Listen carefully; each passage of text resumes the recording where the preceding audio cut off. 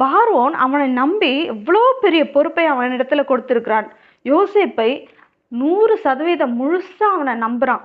அவன் அமைதியா பார்க்குறான். யோசேப்பு எல்லாத்தையும் செய்யட்டும், அவனை நான் டிஸ்டர்ப் பண்ண மாட்டேன் அப்படின்னு சொல்லி அவன் அமைதியா இருக்கிறான். ஏன்னா அவன் யோசேப்பை முழுவதுமாக நம்புகிறான். இப்படி ஒருத்தவங்க கிட்ட நம்பிக்கையை வளர்த்து கொள்வது என்பது ரொம்ப கடினமான விஷயம்.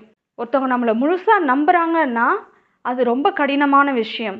நம்ம எந்த அளவுக்கு அவங்க கிட்ட உண்மையா நடந்துக்கிறோமோ அப்பதான் அவங்க வந்து நம்ம மேல அந்த அளவுக்கு நம்பிக்கை வைப்பாங்க இல்லையா?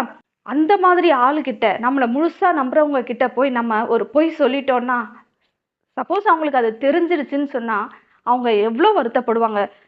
அப்போ அவங்க நம்பின எல்லா காரியத்தையுமே அவங்க என்ன நினைப்பாங்க, நீங்க பொய் சொல்லி தான் அவங்கள ஏமாத்திருக்கீங்க அப்படின்னு நினைச்சு அவங்க ரொம்பவே வருத்தப்படுவாங்க.